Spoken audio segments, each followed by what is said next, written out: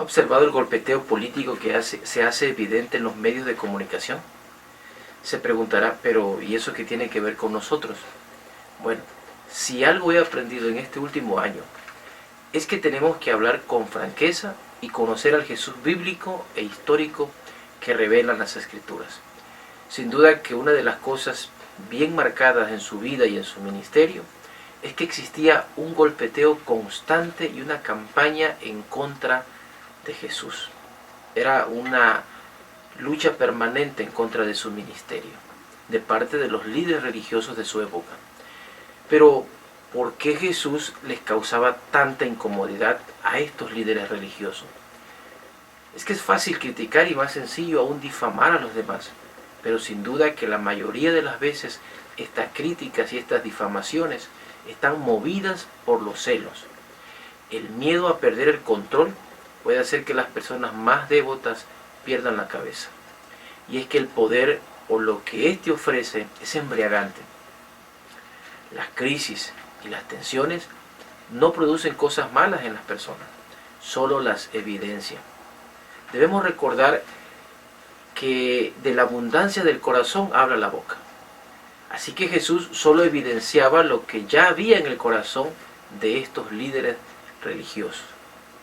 Nuestra vida social, nuestra vida cultural, está marcada por esta actitud aguerrida que muchas veces ha terminado en la muerte o en tragedias irreparables. Nuestra iglesia no es ajena a esta situación, tampoco nuestros hogares. Nadie está exento, ya que aún en la familia se gestan conflictos originados por obtener el control y el poder. Puede ser por parte de uno de los cónyuges, inclusive los hijos o entre hermanos. En el pasaje de la purificación del templo encontramos a un Jesús molesto por las actitudes de los líderes religiosos, por su corrupción en el manejo de los recursos del templo y sobre todo por el trato a los creyentes que con amor y entrega ofrecían su ofrenda a Dios. Esta no es una cuestión de legalismo en base a un edificio sagrado, sino una cuestión de ética. La conducta de ellos era errática y despreciable.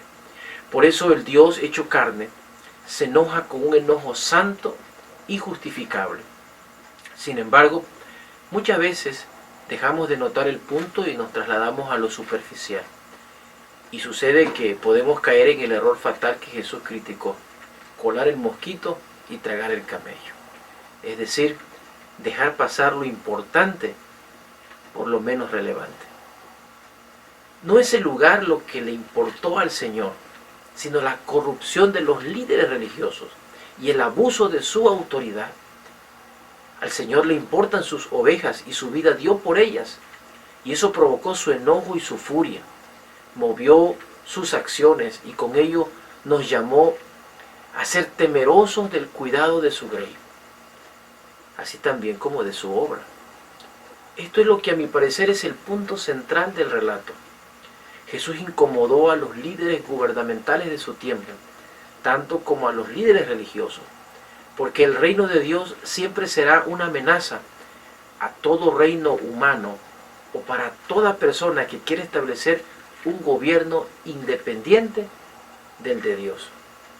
En cualquier empresa de la vida, sea gobierno, iglesia, institución o familia, Jesucristo es el Señor y estableció su reino en nuestras vidas, y su presencia desafía e incomoda a todo aquel que quiere tomar el control y ejercer un señorío diferente al suyo.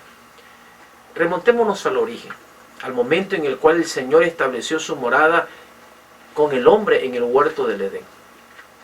La orden era explícita, categórica: de todo árbol podrás comer, mas del árbol de la ciencia del bien y del mal no comerás, porque el día que de él comieres, ciertamente morirás.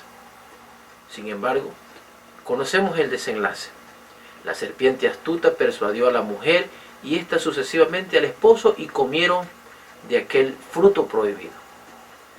Adán y Eva, como guardianes del jardín del palacio real, donde Dios puso su morada, fracasaron en su tarea y dieron entrada a la serpiente, dejándose seducir por sus intrigas y sus artimañas.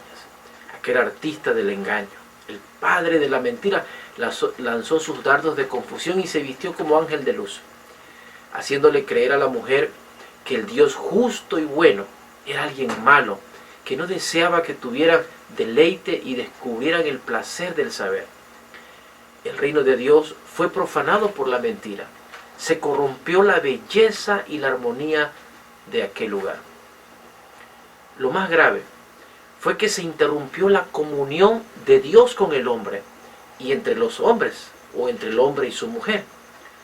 Esta desgracia fue heredada a toda la humanidad.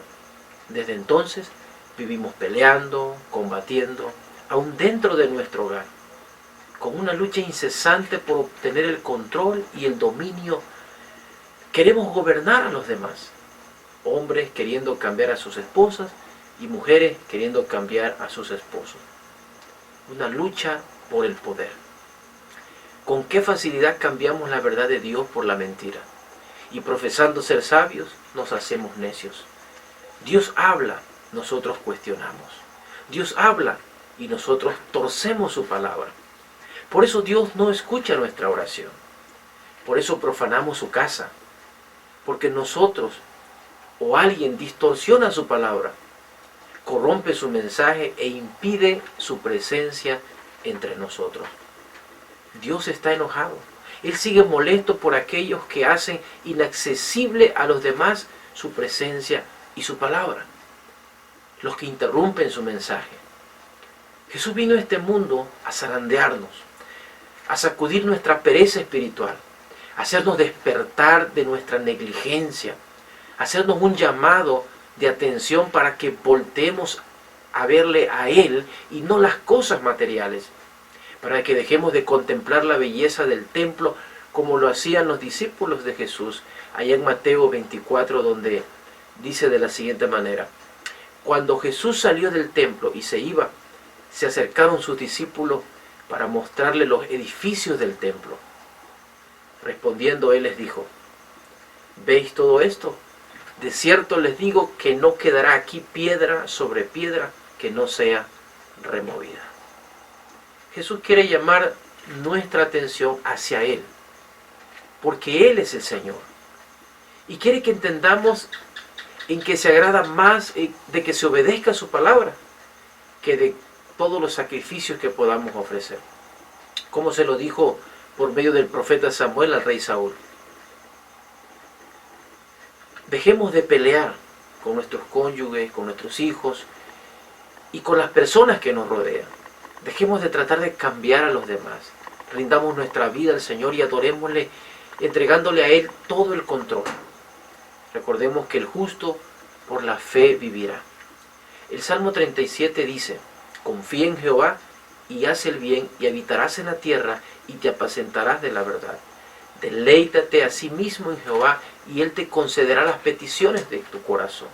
Encomienda a Jehová tu camino y confía en Él, y Él hará.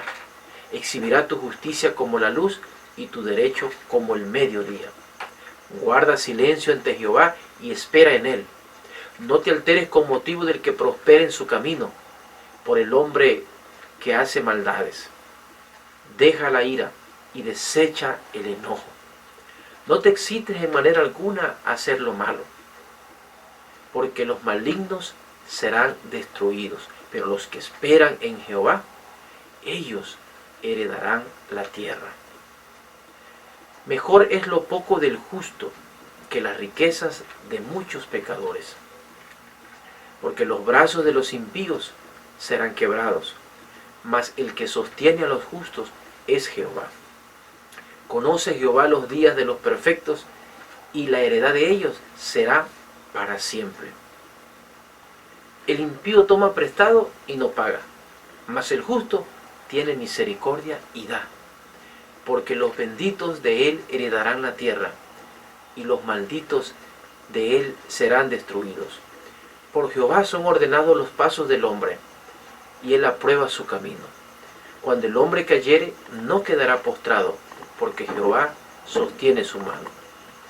Joven fui y he envejecido, y no he visto justo desamparado, ni su descendencia que mendigue pan.